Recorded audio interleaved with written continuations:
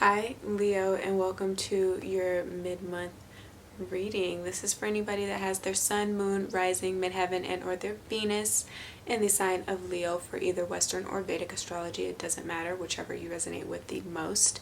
However, if you just out of curiosity clicked on this video to see what I was talking about, or you are cross-watching for someone you are interested in, then welcome, and I hope you hear what you need. How's October been? Let me know in the comment section below. Quite a bit of energy did come up, so let's get into your reading. Your signifying energy coming into the mid-month is the Hermit.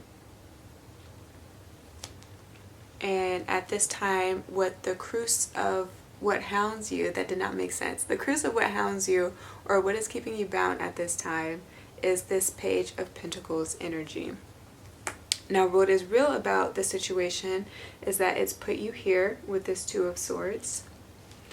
However, what's wrong about the situation, you have the Knight of Wands. Now, where you need more information, you have the Eight of Wands that wanted to be clarified with the Page of Cups. And then by the end of this month, at the very least, where you will find yourself energetically or what you can do to overcome this energy, you have the Five of Wands. Bottom of the deck, the Two of Cups is here. So I feel like instead of just thinking about it and instead of just talking about it, start doing a little bit more action, put some more fire behind it by the end of the month to achieve the goal. Don't poke the sleeping dragon, but if it's already there and it exists, you can definitely defeat it. And I do feel like the dragon in this sense would talk about your pride and or your ego, and if not you, this is somebody else that you're dealing with. But it's been a great block to this love that you have for this individual that is here in this Two of Cups, and or wanting to manifest that type of relationship in your life, a more emotional or emotionally charged relationship. Okay, yeah, but I feel like at the beginning of the month, or by the time that you watch this video, you guys are really pulling back a little bit, being a little bit more reflective and introspective. The Hermit card does talk about soul searching. The Hermit is also associated with Virgo, so as a heavy player, you might be dealing with a Virgo or somebody that has really heavy Virgo placements. But as well, other players, there's a lot of fire here, so you might be dealing with another fire sign, Aries, Leo, Sagittarius. But yeah, at the very least, you're stuck here. I think what's happening is there's a lot that's on your mind, what's real about the situation, that you're wanting to talk about, but you don't necessarily know how to like express. Like that's what's going that's what's going on. It comes out like this, either extremely defensive or either like too flirtatious and too playful, again, because the Knight of Wands is not a serious energy. It's very inconsistent. That might be the issue, because you don't know how to say how you truly feel or what's really on your mind. You know, you don't know how to like share here what you're feeling. Then it can very well bottle up to a point where it's too much to handle and or deal with, and you lash out again, and or it just comes off as you like joking. I get this as like a joking energy, if not something that is inconsistent, or just your words or your thoughts don't match up with your actions. And that is what's wrong about you being able to manifest what it is that your soul desires, what it is that your heart may want to see at this time come into your physical 3D time space reality. Okay, but I'm definitely getting sensory overload, or just not knowing what to believe, who to believe, which thoughts to pick, you know, because it's kind of like a head or heart decision to some degree that you're trying to make, or your intuition and your logical mind, because she's wearing purple and then like he's all suited up in an armor and, you know, is like. But yeah, there is some real indecision that's happening right now. There's some stagnation, no movement forward nor backward necessarily. For some of you guys though, again, what's wrong is that You might be too flirtatious, or the sexual attention is a little too high. You don't want to lead with this if you want something that's a little bit, again, more serious as far as your social relationships are concerned, and or your romantic relationship is concerned, with building that trust back. I'm hearing building that trust back in a relationship, or trying to figure out how you can reestablish the trust that may have been lost, right? Trying to recultivate that experience in a relationship that potentially have or has taken a turn. You don't need to lead with this energy then. You know that it's there. You know that you guys are physically attracted to each other.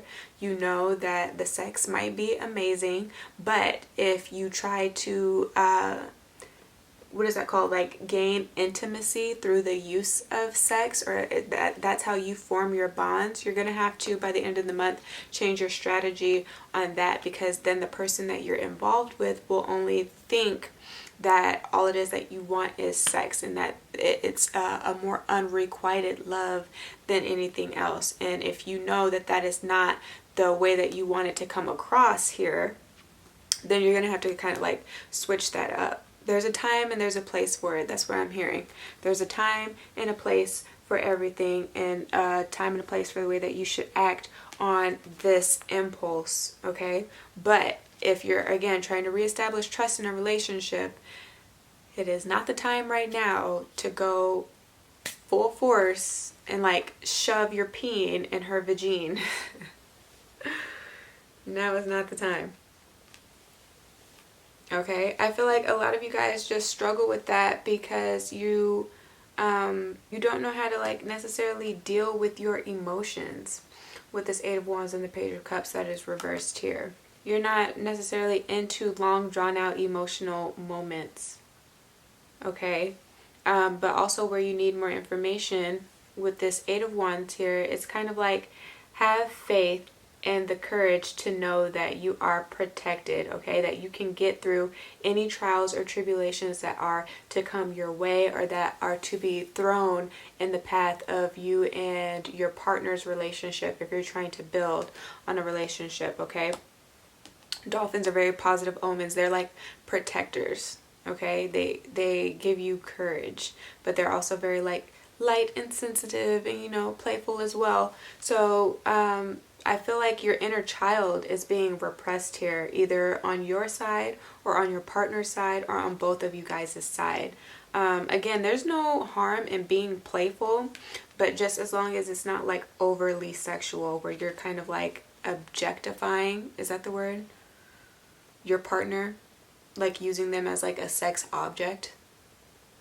Yeah, as long as you're not doing that, then by all means be playful and be childlike and very innocent in the way that you might banter back and forth with this person, or just get back into that sense of like adventure and exploration, not necessarily of the body. Again, there's a time and place for that, but just of the mind and of the spirit, and what kind of sets your souls on fire, and being able to go and try different things and have new experiences. Might need to travel, like take a private vacation somewhere, just the two of you, so you can better learn their true essence, right?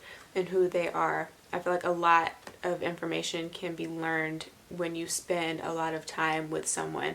It's the best way to figure out if you see yourself being with them long term. You know what I mean? Permitted you guys have been dating long enough to where they feel safe enough to go on this type of venture with you, this type of trip with you.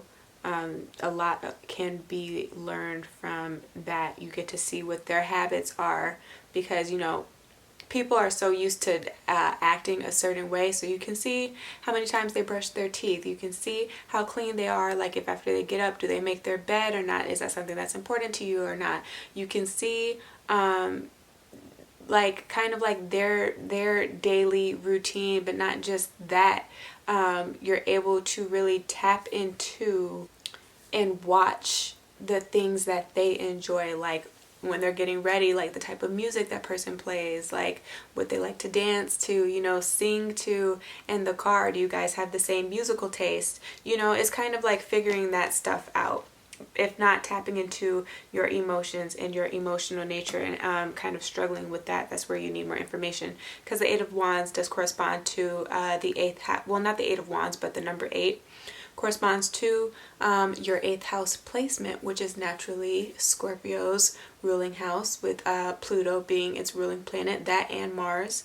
Okay, and Scorpio does talk about like great losses. It does talk about latent occult abilities as well, so you might be trying to figure that out and playing with that a little bit. That's where you can learn a little bit more information, tapping more into your intuition, how psychic you truly can be when you listen, you know, or when you just you take the time to practice, because there is a lot of practice that is involved in being able to hone and refine your skills and or abilities. Okay, but yeah, it also talks about the physical act of sex again. So if you guys just truly need to have sex, good Lord, you are learning more about yourself and your body and what you like and or dislike by engaging in these acts. But again, if you want a serious relationship at some point, you're going to have to gain a little bit more self-control and be a little bit more selective with who you invite into your sacred space and engage in that type of act with. If you really plan as a Leo to move something from the 5th house, your house of just fun and enjoyment and games and entertainment and just love affairs, to like a 7th house romance, which is all about you know, one-on-one partnerships and marriage and the successes of those.